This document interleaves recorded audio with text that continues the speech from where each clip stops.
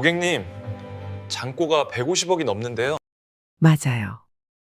은행 직원이 저를 보며 깜짝 놀라더니 이렇게 말했습니다. 어머님, 정말 본인 계좌가 맞나요? 잔고가 150억이 넘는데요? 저는 조용히 고개를 끄덕였습니다. 맞습니다. 제 계좌예요. 그 젊은 직원은 믿을 수 없다는 표정으로 저를 바라봤습니다. 65살 평범한 할머니가 어떻게 이런 거액을 가질 수 있단 말인가. 하지만 이 모든 건 실제 사실이었습니다. 남편이 세상을 떠난 후 저 혼자 3천만 원으로 시작해서 만든 돈이었거든요. 저는 김정연입니다. 올해 65살이고요. 남편 김상우와 결혼한 지 22년째 되던 해에 갑작스럽게 홀로 되었습니다. 남편은 시청 공무원이었어요. 35년간 성실하게 근무하며 가족을 위해 헌신했죠. 저는 결혼과 동시에 은행 일을 그만뒀고 그 후로는 오직 집안일과 아이들 키우는 것만 했습니다. 2월 어느 화요일 아침 평소보다 늦게 일어난 남편이 서둘러 출근 준비를 하고 있었어요. 나 좀 늦었네. 차라도 빨리 가져다 줄게. 그때까지만 해도 평범한 일상이었죠.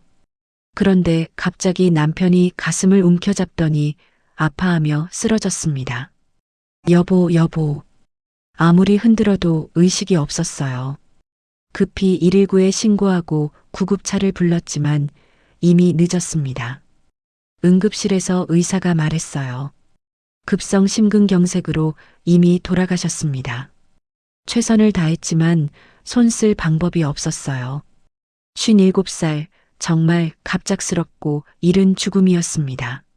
장례를 치르는 사흘 동안 저는 꿈을 꾸는 것 같았어요. 이게 현실인가 싶었죠. 아침에 일어나면 남편이 출근 준비하고 있을 것 같았는데 빈 침대만 보일 뿐이었습니다. 아들 민철이와 딸 수진이가 번갈아 가며 곁에 있어줬지만 막막하기만 했어요. 남편이 떠나고 한 달이 지났을 때 비로소 현실을 마주해야 했습니다. 장례 비용을 제외하고 퇴직금과 보험금을 합쳐서 2억 원이 제 통장에 들어왔어요. 30대 신혼 때는 꿈도 꾸지 못했던 큰돈이었지만 막상 받고 보니 불안했습니다. 이 돈으로 20년, 30년을 살아야 하는데 과연 충분할까? 물가는 계속 오르는데 언제까지 버틸 수 있을까? 이런 생각들이 머릿속을 맴돌았어요. 남편이 살아있을 때는 돈 걱정을 해본 적이 없었거든요. 매달 정해진 월급이 들어왔고 저는 그냥 받아서 가계부에 맞춰 쓰기만 했죠. 투자나 재테크에 대해서는 정말 아는 게 하나도 없었습니다. 남편이 그런 것들을 철저히 반대했거든요. 주식은 도박이야. 우리는 안전하게 살자. 적금이랑 예금이 최고야. 남편의 확고한 지론이었습니다. 그래서 저희 집에는 투자와 관련된 이야기가 나온 적이 없었어요. 은행에 가서 상담을 받았습니다. 담당 직원이 친절하게 설명해 주더라고요. 어머님, 요즘 정기예금 금리가 연 2.5%예요. 2억을 넣으시면 1년에 300만 원 정도 이자가 나와요. 한 달로 계산하면 25만 원 정도죠. 25만 원. 관리비, 전기요금, 가스비만 내도 거의 다 나가는 돈이었어요. 식비까지 포함하면 한 달에 최소 50만 원은 있어야 했는데 이자만으로는 턱없이 부족했습니다. 그렇다고 매달 원금을 까먹으며 살 수는 없잖아요. 그럼 몇 년 못 가서 바닥날 테니까요. 아들 민철이는 서울에서 대기업에 다니고 있었지만 아직 결혼 준비 중이었고 딸 수진이는 결혼해서 부산에서 살고 있었어요. 사위도 평범한 직장인이었고 손자까지 둘이나 있어서 여유가 없어 보였습니다. 그렇다고 제가 자식들에게 손을 벌릴 수는 없었어요. 자식은 자식대로 살아야 하고 부모는 부모 몫을 해야 한다는 게 제 생각이었거든요. 남편도 살아생전에 그렇게 말했었고요. 어느 날 남편 유품을 정리하다가 작은 서재 책장을 뒤지게 됐어요. 공무원이었던 남편은 책을 좋아했거든요. 주로 역사책이나 소설책이 대부분이었는데 구석에서 생소한 책 한 권을 발견했습니다. 주식 투자 입문서. 표지가 누렇게 발해서 언제 샀는지도 모를 정도로 오래된 책이었어요. 펼쳐보니 책갈피도 없고 밑줄도 그어져 있지 않았어요. 아마 한 번도 읽지 않았던 것 같았습니다. 언제 샀을까 궁금해서 앞쪽을 봤더니 구입일이 적혀 있었어요. 2006년. 거의 20년 전에 산 책이었네요. 호기심이 생겨서 한 페이지씩 넘겨봤습니다. 처음엔 PER, PBR, 시가총액 같은 어려운 용어들 때문에 이해하기 힘들었어요. 하지만 계속 읽다 보니 핵심은 간단했습니다. 좋은 회사의 주식을 사서 오래 보유하면 그 회사가 성장하면서 주식값도 오른다는 내용이었어요. 그때 문득 씁쓸한 생각이 들었어요. 남편이 이 책을 샀다는 건 한때는 투자에 관심이 있었다는 뜻이잖아요. 그런데 왜 읽지 않았을까? 아마 너무 보수적이어서 위험하다고 생각했나 봐요. 평생 안전만 추구하며 살았는데 정작 저를 홀로 남겨두고 떠나버렸네. 그날 밤 잠이 오지 않아서 계속 그 책을 읽었어요. 그러다가 한 문장이 눈에 들어왔습니다. 인플레이션은 현금의 가치를 지속적으로 떨어뜨린다. 물가가 오르면 같은 돈으로 살 수 있는 것들이 줄어든다는 뜻이었어요. 맞아. 20년 전에 라면 한 개가 500원이었는데 지금은 1000원이 넘잖아. 그럼 20년 후에는 또 얼마나 오를까? 은행에 돈을 넣어두기만 하면 실제로는 계속 손해를 보는 거네. 그때 깨달았어요. 뭔가 다른 방법을 찾아야 한다는 걸. 다음 날 용기를 내서 친구 영숙이에게 전화했습니다. 영숙이는 남편이 일찍 정년퇴직해서 저보다 먼저 경제적 고민을 했던 친구예요. 영숙아, 혹시 너 투자 같은 거 해? 영숙이가 깜짝 놀라더라고요. 정연아, 너 왜 갑자기 그런 말을 해? 남편이 그렇게 반대했는데. 이제 혼자가 됐으니까 내가 알아서 살아야지. 그랬더니 영숙이가 조심스럽게 말하더라고요. 사실 나도 작년부터 주식 조금씩 하고 있어. 처음엔 무서웠는데 공부하고 나니까 할만해. 그런데 정말 공부 많이 해야 해. 대충 하면 돈 날려. 영숙이 말을 듣고 조금 용기가 났어요. 나보다 더 보수적인 영숙이도 하는데 나라고 못할 게 뭐 있어. 그래도 혼자 결정하기는 무서워서 아들에게 조심스럽게 말을 꺼냈습니다. 민철아, 엄마가 주식 공부 좀 해볼까 하는데 어떻게 생각해? 아들은 펄쩍 뛰었어요. 엄마, 무슨 말씀이세요? 그런 위험한 건 절대 안 돼요. 아빠가 그렇게 반대하셨잖아요. 괜히 욕심 부리다가 원금까지 까먹으면 어떡해요. 반면 딸 수진이는 생각이 달랐습니다. 엄마, 요즘은 투자도 필요한 것 같아요. 은행 이자만으로는 생활이 어려우시잖아요. 그런데 정말 조심스럽게 하셔야 해요. 딸의 말이 더 현실적으로 들렸어요. 그날 밤 한참을 고민했습니다. 정말 해도 될까? 만약 실패하면 어쩌지? 남편이 살아있다면 뭐라고 할까? 하지만 결론을 내렸어요. 전체 돈의 일부만 떼어서 해보자. 3천만 원 정도만. 나머지 1억 7천만 원은 절대 건드리지 않겠다고 스스로 약속했습니다. 그렇게 저는 주식 공부를 시작했습니다. 남편이 남긴 그 책부터 차근차근 읽었어요.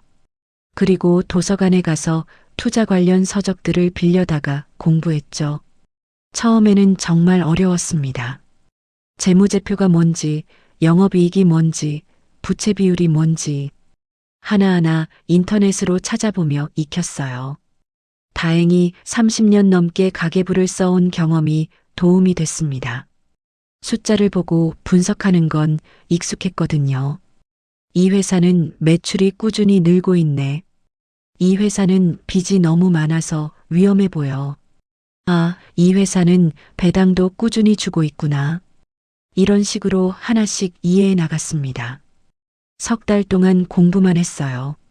아침에 일어나면 경제신문부터 펼쳤고, 저녁에는 투자 관련 책을 읽었습니다. 경제방송도 챙겨봤고요. 영숙이에게 모르는 것도 물어봤어요. 그리고 드디어 첫 번째 종목을 정했습니다.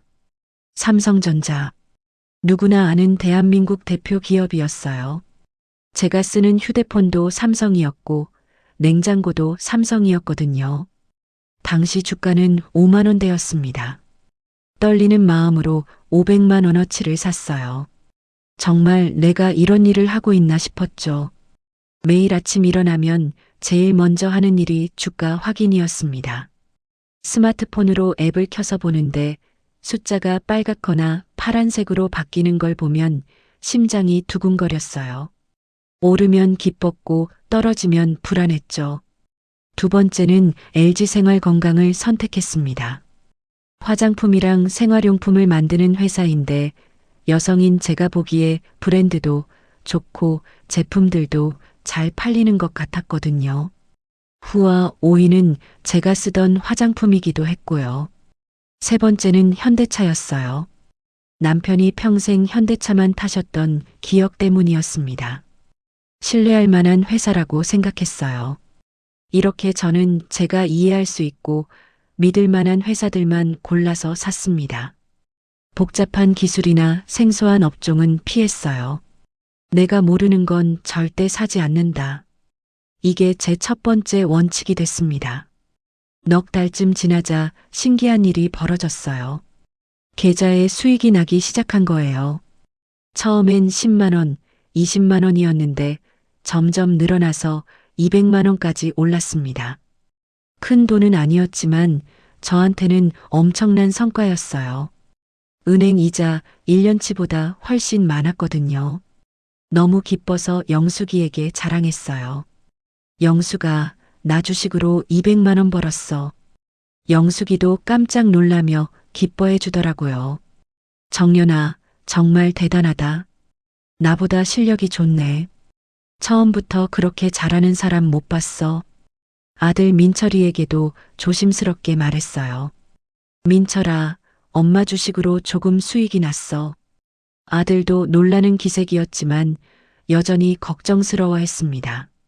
엄마, 그래도 정말 조심하세요. 욕심 부리시면 안 돼요. 저도 그럴 생각이었어요. 천천히 안전하게 하자고 다짐했죠. 남편이 세상을 떠난 지 1년이 지났습니다.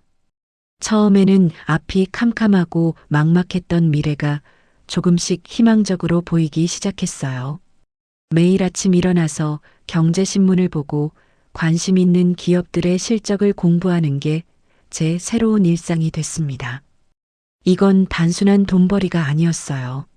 제 홀로서기였습니다. 남편 없이도 제가 스스로 살아갈 수 있다는 자신감을 주는 소중한 일이었죠. 그렇게 저는 조심스럽지만 용기 있게 투자의 세계에 첫 발을 내딛었습니다. 투자를 시작한 지 6개월이 지났을 때 제 계좌는 놀라운 변화를 보여주고 있었습니다. 3천만 원으로 시작했던 돈이 3,500만 원이 되어 있었어요. 500만 원의 수익, 은행 이자로는 몇 년이 걸릴 돈을 반년 만에 번 거였습니다. 매일 아침 휴대폰으로 계좌를 확인하는 게 제일 큰 즐거움이었어요. 빨간 숫자를 보면 기분이 좋아졌고 파란 숫자를 보면 조금 불안했지만 그래도 전체적으로는 계속 올라가고 있었거든요. 삼성전자는 5만 원대에서 6만 원대로 올랐고 LG생활건강도 꾸준히 상승하고 있었습니다. 처음으로 배당금이라는 걸 받아봤어요. 삼성전자에서 15만 원, LG생활건강에서 8만 원. 합쳐서 23만 원이 그냥 들어왔더라고요. 아무것도 안 했는데 돈이 들어오다니 신기했습니다. 이게 바로 복리의 힘인가 싶었어요. 영숙이에게 자랑했습니다. 영숙아, 나 배당금 받았어. 23만 원이나. 영숙이도 깜짝 놀라더라고요. 정연아, 대단하다. 나는 배당 적은 종목만 샀는데 너는 정말 잘 골랐네. 나도 삼성전자 살 걸 그랬어. 그 배당금으로 또 주식을 샀습니다. 이번에는 현대차를 조금 더 매수했어요.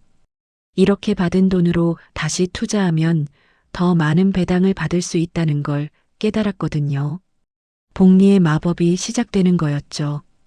1년이 지나자 더 놀라운 일이 벌어졌습니다. 제 계좌가 4천만 원을 넘어섰어요.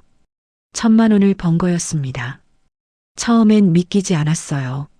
정말 내가 이런 일을 해낸 거야? 계좌를 몇 번이고 다시 확인했습니다. 아들 민철이에게 조심스럽게 말했어요. 민철아, 엄마 주식으로 1,000만 원 벌었어. 아들도 놀라는 것 같았습니다. 정말요? 엄마가 그렇게 잘하실 줄 몰랐어요. 그런데 이제 팔 거예요? 아니, 왜 팔아? 좋은 회사들인데. 아들이 웃으며 말했습니다. 엄마, 정말 대단하세요. 딸 수진이는 더욱 기뻐했어요. 엄마 정말 멋져요. 이제 경제적으로 여유로우시겠네요. 그럼 여행도 가실 수 있고, 저도 기분이 좋았습니다. 제가 스스로 이룬 성과였으니까요. 은행에 갔을 때 직원이 저를 보는 눈빛이 달라진 걸 느꼈어요. 어머님, 투자를 정말 잘하시는군요. 수익률이 상당히 좋으신데 비결이 뭔가요? 그냥 좋은 회사만 골라서 오래 들고 있는 거예요. 직원이 감탄하더라고요. 아파트 분여회에서도 제 이야기가 화제가 됐습니다. 김 선생님이 주식으로 대박 났다면서요? 다들 관심을 갖기 시작했어요. 정연 씨, 저도 좀 가르쳐 주세요. 어떤 종목을 사야 해요? 이런 질문들을 받기 시작했습니다. 처음에는 겸손하게 대답했어요. 저도 아직 초보예요. 그냥 운이 좋았을 뿐이에요. 하지만 속으로는 뿌듯했죠. 남편 없이도 제가 이런 일을 해내고 있다는 게 자랑스러웠습니다. 그때부터였어요. 뭔가 달라지기 시작한 게 이제 나도 투자를 안다는 생각이 들었습니다. 1년 넘게 손실 없이 계속 수익을 냈으니까요. 주변에서도 인정해주고 있었고요. 2018년이 되면서 주식 시장이 뜨거워졌습니다. 특히 바이오 관련주들이 연일 상한가를 기록했어요. 셀트리온, 삼성바이오로직스, 에코프로 같은 회사들 말이에요. 뉴스에서도 매일 그런 이야기만 했습니다. 2차 전지 시대가 온다. 전기차가 미래다. 바이오 기술이 세상을 바꾼다. 온 세상이 그런 분위기였어요. 영숙이도 저에게 말하더라고요. 정연아, 요즘 셀트리온이 대박이야. 한 달 만에 50% 올랐대. 너도 한번 해봐. 처음엔 고개를 저었어요. 난 모르는 회사는 안 사. 내 원칙이니까. 하지만 매일 뉴스를 보니까 마음이 흔들렸습니다. 다른 사람들은 다 벌고 있는데 나만 뒤처지는 건 아닐까? 이런 생각이 들기 시작했어요. 아파트 분여회에서도 그런 이야기뿐이었습니다. 저는 에코프로로 이번 달에만 300만 원 벌었어요. 정연 씨도 빨리 하세요. 삼성전자는 너무 느려요. 그런 말들이 귀에 계속 맴돌았습니다. 집에 돌아와서 인터넷을 검색해 봤어요. 셀트리온이 뭘 하는 회사인지, 에코프로는 뭘 만드는지. 하지만 솔직히 이해가 안 됐습니다. 바이오 시밀러가 뭔지, 2차 전지 소재가 뭔지, 복잡한 기술 이야기들이었어요. 그런데도 자꾸 마음이 끌렸습니다. 남들은 다 벌고 있는데 나만 안 버는 게 손해 같았어요. 제 계좌를 봤습니다. 4천만 원에서 4,500만 원 정도로 조금씩만 늘고 있었어요. 다른 사람들에 비하면 정말 느렸죠. 어느 날 결정했습니다. 조금만 해보자. 전체 돈의 일부만. 위험하다면 빨리 팔면 되니까. 그렇게 저는 셀트리온을 샀습니다. 1,000만 원어치. 처음으로 제가 완전히 이해하지 못하는 회사를 산 거였어요. 처음 며칠은 좋았습니다. 셀트리온이 계속 올랐거든요. 일주일 만에 10% 수익, 100만 원을 번 거였습니다. 역시 내 판단이 맞았어. 자신감이 붙었어요. 그래서 더 샀습니다. 에코프로에 500만 원, 삼성 바이오로직스에 500만 원. 어느새 제 투자금의 절반이 이런 테마주들로 채워져 있었습니다. 제가 처음에 세웠던 원칙은 어디론가 사라져 버렸어요. 아들이 걱정스럽게 물어봤습니다. 엄마, 요즘 종목이 많이 바뀌었네요? 응. 이제 좀 더 적극적으로 투자해 보려고. 괜찮겠어요? 괜찮아. 엄마가 알아서 해. 저는 자신만만했습니다. 1년 넘게 손실 본 적이 없었으니까요. 그런데 시장이 저를 가만두지 않았습니다. 2018년 가을, 갑자기 주식 시장이 흔들리기 시작했어요. 미국에서 금리 인상 이야기가 나왔고, 무역 전쟁 우려도 커졌습니다. 투자자들이 불안해하기 시작했죠. 제일 먼저 빠진 게 바이오주들이었습니다. 셀트리온이 떨어지기 시작했어요. 처음에는 대수롭지 않게 생각했습니다. 괜찮아. 일시적인 조정이야. 곧 다시 올라갈 거야. 하지만 계속 떨어졌습니다.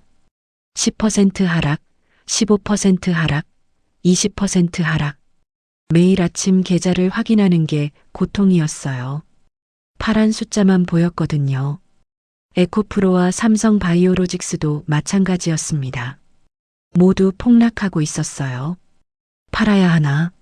손절매를 해야 하나? 계속 고민했지만 결정을 내릴 수가 없었습니다.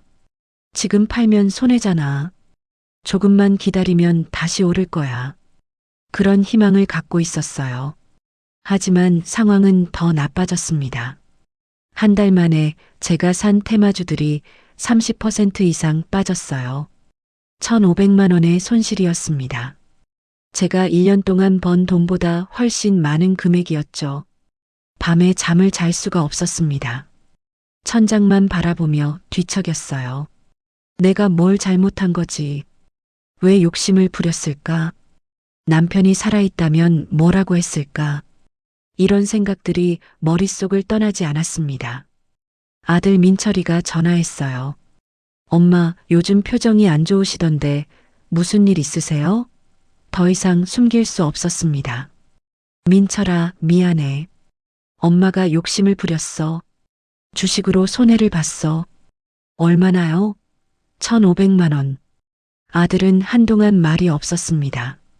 그리고 한숨을 쉬며 말했어요. 엄마, 제가 그렇게 조심하라고 했잖아요. 왜 갑자기 그런 위험한 종목들을 사신 거예요? 나도 모르겠어. 다른 사람들이 다 벌고 있어서 나도 욕심이 났나 봐. 딸 수진이는 더 직설적이었습니다. 엄마, 아빠가 그렇게 주식은 위험하다고 하셨잖아요. 처음에 잘하시던 걸 왜 바꾸신 거예요? 딸의 말에 가슴이 더 아팠어요. 정말 남편 말이 맞았나 싶었습니다. 며칠을 고민했어요. 이대로 계속 들고 있을까? 아니면 손절을 할까? 그런데 떨어질 때마다 더 팔기가 어려워졌습니다. 이미 너무 많이 잃었는데 더 잃고 싶지 않았거든요. 결국 견디다 못해 모든 테마주를 팔았습니다. 1,500만 원의 손실을 확정한 거였어요. 정말 아팠습니다. 1년 넘게 쌓아온 수익이 한순간에 날아간 거였거든요. 영숙이에게 털어놨습니다. 영숙아, 나 큰일 났어. 1,500만 원 날렸어. 영숙이도 놀라더라고요. 정연아, 어떻게 그런 일이. 나도 욕심을 부렸어. 모르는 종목을 샀어. 영숙이가 위로해 주었지만 마음이 편하지 않았어요. 그날 밤 남편 사진 앞에 앉았습니다. 여보, 미안해. 당신 말이 맞았어. 주식은 정말 위험한 거였어. 내가 너무 자만했나 봐. 눈물이 났습니다. 남편이 그렇게 반대했던 일을 했다가 이런 결과를 낳았으니까요. 아들이 다시 전화했습니다. 엄마, 이제 그만하세요. 남은 돈이라도 지키셔야죠. 딸도 같은 말을 했어요. 엄마, 원점으로 돌아가세요. 처음처럼 안전하게 하시든지 아니면 아예 그만하시든지. 저는 심각하게 고민했어요. 정말 투자를 그만둘까? 이미 충분히 배웠잖아. 주식은 내게 너무 위험한 거야. 하지만 동시에 다른 생각도 들었습니다. 이대로 포기하면 정말 후회할 것 같아. 내가 뭘 잘못했는지는 알겠으니까. 며칠을 고민한 끝에 결론을 내렸습니다. 다시 원점으로 돌아가자. 처음에 세웠던 원칙으로 돌아가자. 내가 이해하는 회사만 사고 욕심내지 말고 남들 따라 하지 말자. 제 투자 일지를 다시 펼쳤습니다. 처음에 적어뒀던 원칙들이 그대로 있었어요. 내가 이해하는 회사만 산다. 배당을 주는 회사를 선호한다. 빠르게 벌려고 하지 않는다. 이 원칙들을 지켰을 때는 성공했는데 욕심을 부려서 원칙을 버렸을 때 실패했던 거였습니다. 새로운 원칙을 추가로 적었어요. 남들이 추천하는 종목은 사지 않는다. 모르는 기술의 회사는 피한다. 단기간에 너무 많이 오른 종목은 조심한다. 그리고 가장 중요한 것. 다시는 자만하지 않는다. 손실을 보긴 했지만 배운 게 있었습니다. 시장은 제 편이 아니라는 것. 욕심을 부리면 언제든 무너질 수 있다는 것. 그리고 원칙을 지키지 않으면 반드시 대가를 치른다는 것.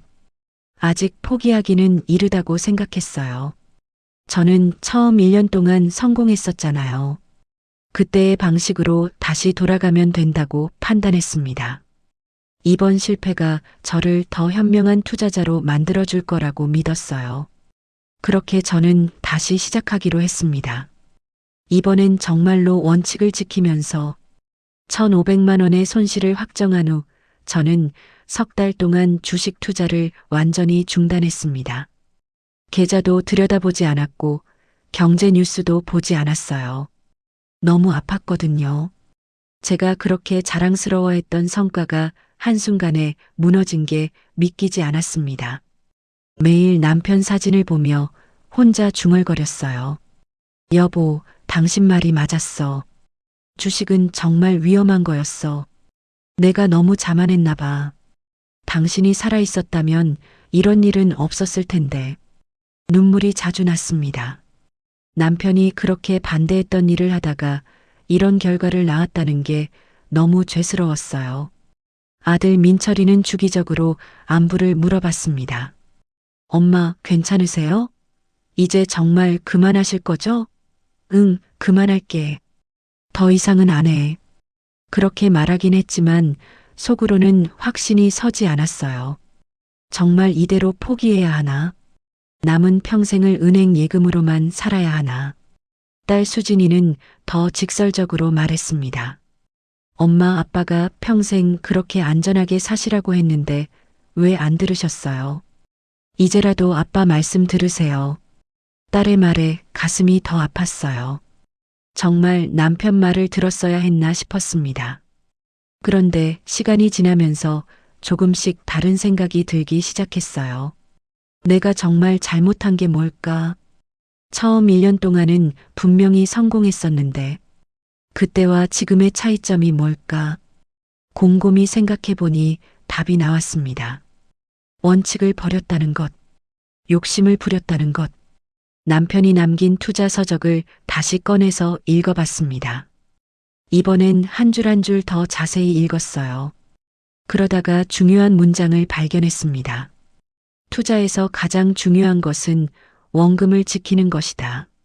수익은 그 다음이다. 맞아. 나는 원금을 지키는 것보다 수익에만 집중했구나. 또 다른 문장도 눈에 들어왔어요. 시장은 단기적으로 투표 기계이지만 장기적으로는 저울이다. 좋은 기업은 결국 죗값을 받는다.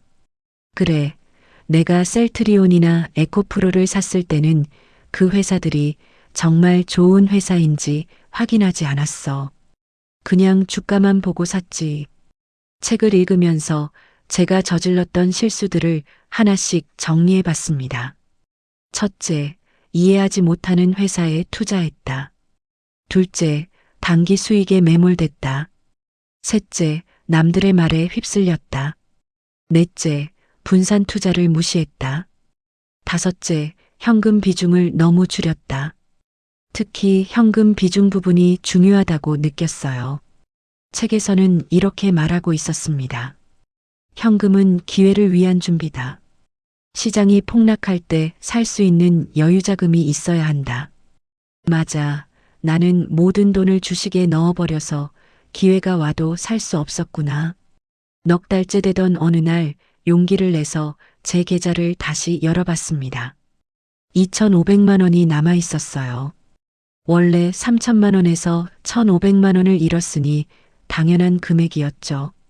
하지만 다시 보니 이것도 적지 않은 돈이었습니다.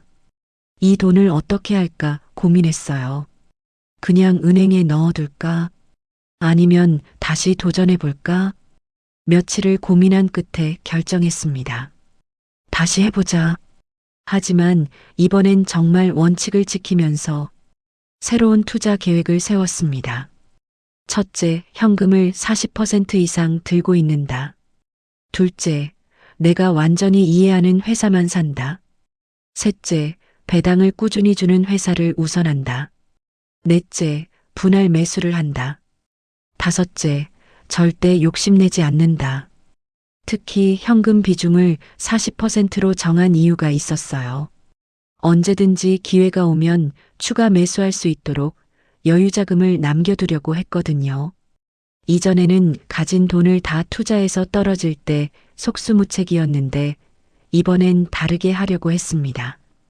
2020년 초 세상에 큰 변화가 일어났습니다. 코로나 바이러스가 전 세계로 퍼지기 시작한 거예요. 처음에는 중국의 일인 줄 알았는데 점점 심각해졌습니다. 한국에도 확진자가 늘어나기 시작했고 사람들이 불안해하기 시작했어요. 그리고 3월 주식 시장이 완전히 무너졌습니다. 하루에 10%씩 떨어지는 날들이 계속됐어요. 서킷 브레이커가 연일 발동됐죠. 뉴스에서는 세계 경제가 끝났다고 말하고 있었습니다. 저는 그 모습을 지켜보면서 이상한 감정을 느꼈어요. 두렵지 않았습니다. 오히려 기회라는 생각이 들었어요. 왜냐하면 이번에는 현금이 있었거든요. 그리고 배워둔 게 있었습니다. 위기는 기회라는 것. 삼성전자를 봤습니다. 6만 원대에서 4만 원대로 떨어져 있었어요. 삼성전자가 망할까요? 아니에요. 코로나 때문에 사람들이 스마트폰을 안 쓸까요? 그것도 아니에요. 오히려 재택근무가 늘어나면서 전자제품 수요가 늘어날 거라고 판단했습니다. SK 하이닉스도 마찬가지였어요. 10만 원대에서 7만 원대로 떨어져 있었습니다. 반도체가 미래 산업이 아닌가요?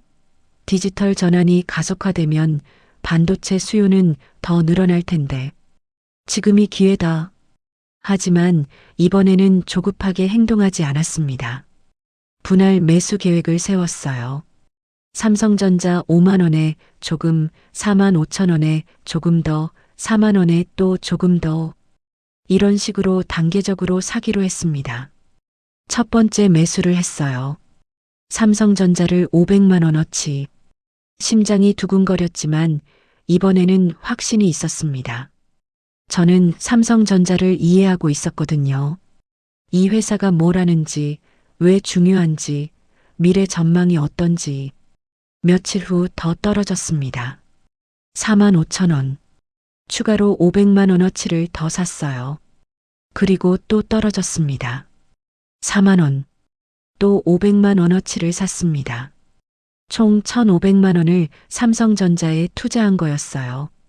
SK 하이닉스도 마찬가지로 했습니다. 8만 원, 7만 5천 원, 7만 원. 단계적으로 매수했어요. 총 1,000만 원 정도 투자했습니다. 이렇게 하고 나니 투자금이 2,500만 원, 현금이 1,000만 원 정도 남았어요. 현금 비중 40%를 지킨 거였죠. 아들이 걱정스럽게 전화했습니다. 엄마, 요즘 주식 시장이 난리라면서요. 괜찮으세요? 괜찮아. 이번에는 달라. 엄마가 준비를 했거든. 민철이가 의아해했어요. 준비요? 현금을 충분히 들고 있어. 그리고 좋은 회사만 샀어. 딸 수진이도 비슷한 반응이었습니다. 엄마, 또 위험한 투자하시는 거 아니에요? 아니야. 이번에는 정말 안전한 회사들만 샀어. 그리고 욕심 안 부려. 천천히 할 거야. 석 달 동안 계속 떨어졌습니다. 제 계좌도 마이너스였어요. 하지만 이번에는 당황하지 않았습니다. 이전 경험이 있었거든요.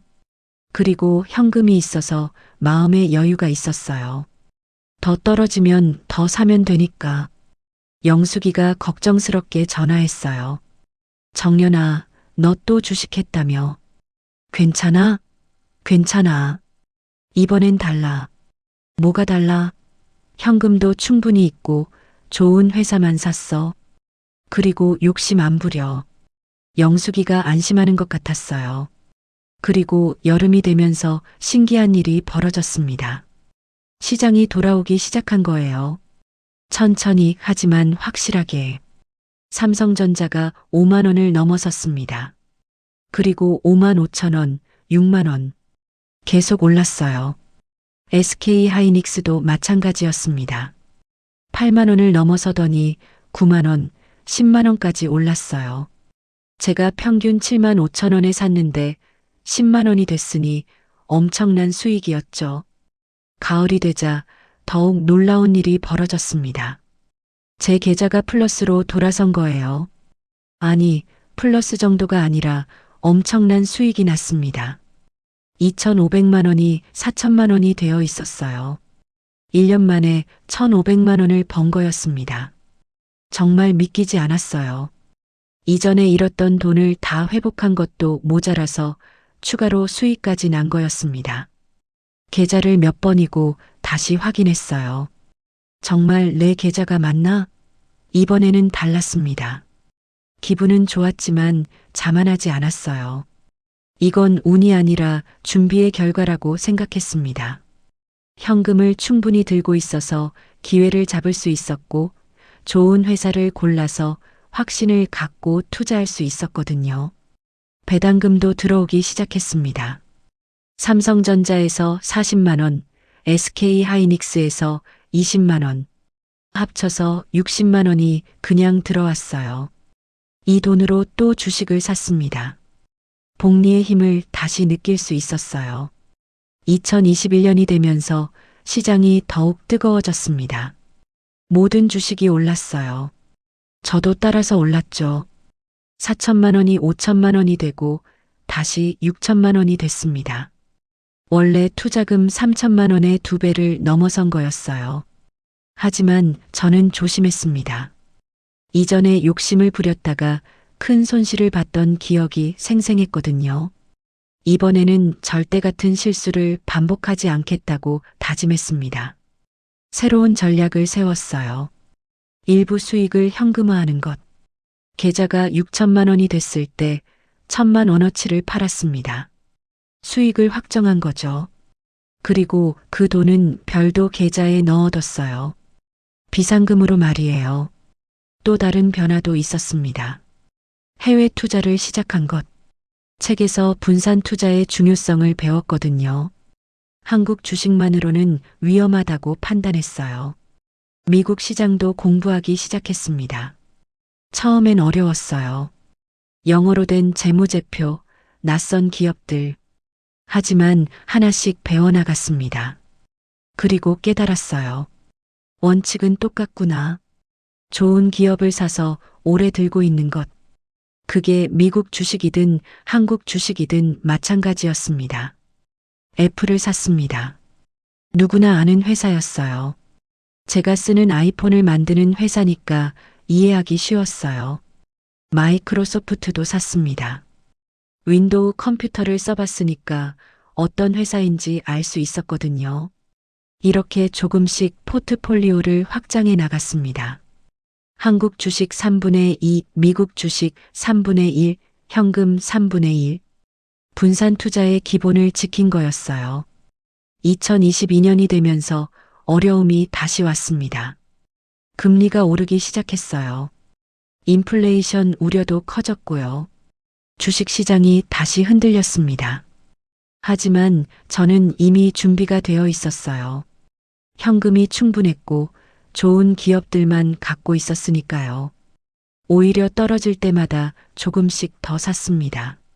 삼성전자가 7만 원대로 떨어지면 조금 사고, 애플이 떨어지면 조금 더 사고, 이런 식으로 기회를 활용했어요. 그해 말 제 계좌는 8천만 원을 넘어섰습니다. 원래 투자금의 거의 3배가 된 거였어요. 하지만 이번에도 자만하지 않았습니다. 오히려 더 조심했죠. 높이 올라갈수록 떨어질 위험도 크니까요. 아들이 놀라며 말했습니다. 엄마, 정말 대단하세요. 어떻게 이렇게 잘하세요? 민철아, 이건 운이 아니야. 준비의 결과야. 그리고 원칙을 지킨 덕분이고. 무슨 원칙이요? 욕심내지 않기, 이해하는 것만 사기, 현금 충분히 들고 있기. 딸도 인정하기 시작했어요. 엄마, 정말 바뀌셨네요. 예전하고 완전히 달라요. 뭐가 달라졌는데? 예전에는 조급해 하셨는데 지금은 여유가 있으세요. 그리고 자신감도 달라졌고요. 영숙이는 부러워했습니다. 정연아, 너 정말 대단하다. 나는 아직도 오르락 내리락 하는데 너는 꾸준히 늘고 있네. 영수가, 나도 실패 많이 했어. 그 실패에서 배운 거야. 2023년 새로운 기회가 왔습니다. 인공지능 붐이었어요. 온 세상이 챗GPT 이야기를 하고 있었죠. 하지만 저는 이번에도 조급하게 행동하지 않았습니다. 이전에 바이오 붐에 휩쓸렸다가 큰 손실을 봤던 기억이 생생했거든요. 대신 신중하게 접근했습니다. 인공지능과 관련된 회사 중에서 제가 이해할 수 있는 회사를 찾았어요. 엔비디아라는 회사였습니다. 그래픽 카드를 만드는 회사인데 인공지능에 필요한 칩을 만든다고 하더라고요. 조심스럽게 조금씩 샀습니다. 전체 투자금의 10% 정도만. 위험 관리를 철저히 한 거죠. 그런데 이 회사 주식이 엄청나게 올랐어요. 몇 배씩 올랐습니다. 하지만 저는 흔들리지 않았어요. 일부는 팔아서 수익을 확정했고 나머지는 계속 들고 있었습니다. 욕심을 부리지 않았어요. 적당한 수익에 만족했죠. 그해 말 제 계좌는 2억 원을 넘어섰습니다. 3천만 원으로 시작해서 10몇 년 만에 2억 원. 정말 꿈 같은 일이었어요. 하지만 이제는 놀라지 않았습니다. 이 모든 게 하루아침에 이루어진 게 아니라는 걸 알았거든요. 매일매일의 꾸준한 학습, 원칙 준수, 위험 관리. 이 모든 것들이 쌓여서 만든 결과였습니다. 그리고 무엇보다 중요한 건 절대 포기하지 않았다는 것. 실패해도 다시 일어선 것. 이제 저는 확신할 수 있었습니다. 저는 투자를 할 수 있는 사람이라는 것. 남편 없이도 제 노후를 책임질 수 있다는 것. 그리고 이 모든 과정이 저를 더 강한 사람으로 만들었다는 것. 2024년 저는 65살이 됐습니다. 남편이 떠난 지 20년이 지났고 투자를 시작한 지는 18년이 흘렀어요. 그리고 놀라운 일이 벌어졌습니다. 3천만 원으로 시작했던 제 계좌가 150억 원을 넘어선 거예요. 150억 원. 정말 꿈에서나 나올 법한 숫자였습니다. 처음 투자를 시작했을 때는 상상도 못했던 금액이었어요. 하지만 이 모든 게 하루아침에 이루어진 건 아니었습니다. 18년이라는 긴 시간 동안 꾸준히 공부하고 실패하고 다시 일어서면서 만들어낸 결과였죠. 아들 민철이에게 전화했습니다. 민철아, 엄마가 집 한 채 사줄 수 있을 것 같아. 아들이 깜짝 놀라더라고요. 엄마, 무슨 말씀이세요? 엄마 투자가 정말 잘 됐거든. 너희 신혼집 마련해주고 싶어. 아들이 감격해서 말을 못하더라고요. 딸 수진이에게도 마찬가지였습니다. 수진아, 손자들 교육비 걱정 마라. 엄마가 다 해줄게. 엄마, 정말요? 응. 그리고 너희 집도 좀 더 넓은 곳으로 이사하자. 딸도 울먹이며 고마워했어요. 정말 기분이 좋았습니다. 제가 번 돈으로 자식들을 도울 수 있다는 게 남편이 살아있을 때도 이렇게 큰 도움을 주지는 못했는데 혼자서 이런 일을 해낼 수 있다니 뿌듯했어요. 하지만 무엇보다 좋은 건 가족 관계가 더 좋아졌다는 거였습니다. 처음에는 제 투자를 반대했던 아들도 이제는 완전히 인정해주고 있었어요. 엄마, 정말 대단하세요. 저희가 잘못 생각했어요. 투자도 공부하고 원칙을 지키면 이렇게 할 수 있는 거네요. 딸 수진이는 더 적극적이었습니다. 엄마, 저도 투자 배우고 싶어요. 어떻게 시작해야 해요? 그래서 딸에게 차근차근 가르쳐 주기 시작했어요. 제가 겪었던 실수들, 배운 원칙들, 모든 걸 나누어 주었습니다. 지역 문화센터에서 투자 강좌를 열어달라는 요청이 왔습니다. 동년배 여성분들이 관심이 많다고 하더라고요. 처음엔 망설였어요. 내가 남을 가르칠 실력이 될까? 하지만 용기를 내서 시작했습니다. 첫 강의에 20명 정도 오셨어요. 모두 50대에서 70대 여성분들이었습니다. 저와 비슷한 고민을 하고 계신 분들이었죠. 노후 자금이 부족해서, 은행 이자만으로는 부족해서, 하지만 투자는 무서워서. 처음에는 제 이야기부터 시작했어요.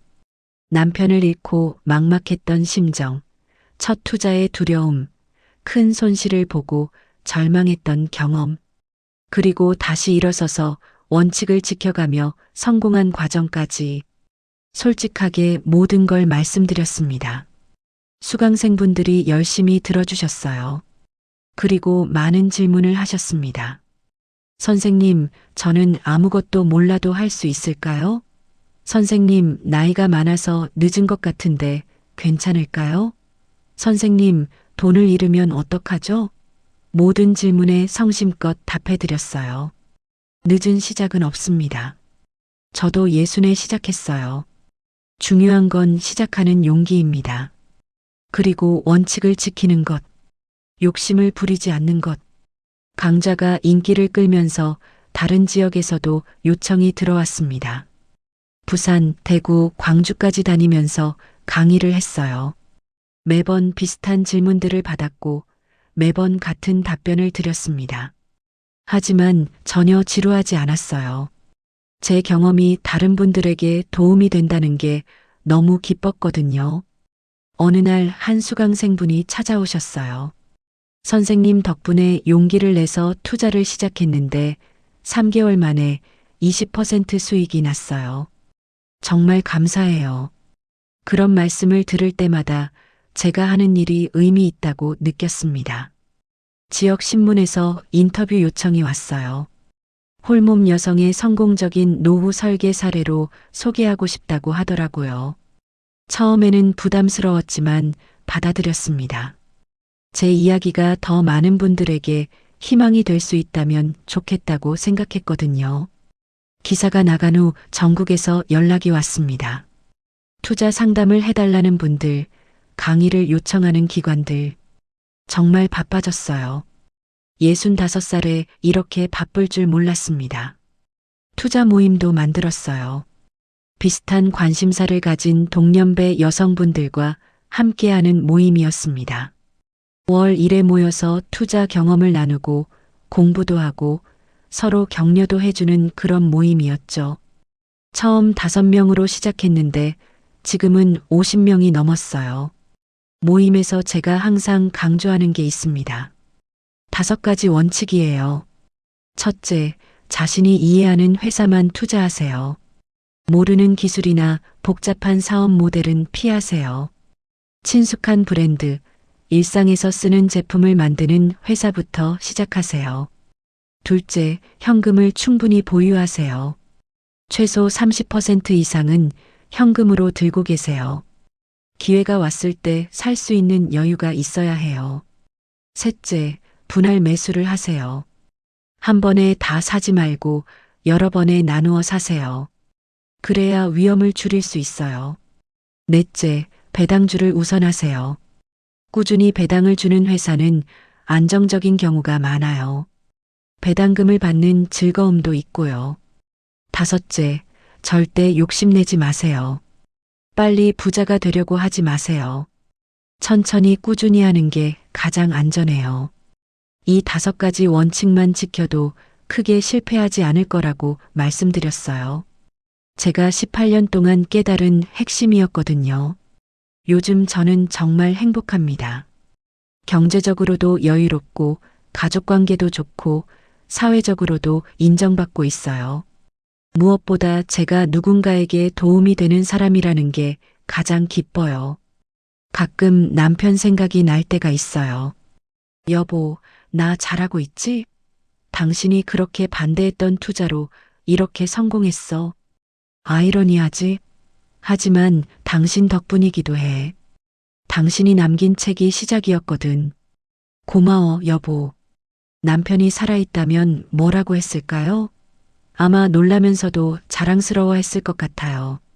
자기 아내가 이렇게 훌륭하게 해낸다고 말이에요. 그 생각을 하면 가슴이 따뜻해집니다. 지금도 매일 아침 일찍 일어나서 경제 뉴스를 확인해요. 제 포트폴리오도 점검하고 새로운 투자 기회도 찾아봅니다. 하지만 예전처럼 조급하지 않아요. 여유가 있거든요.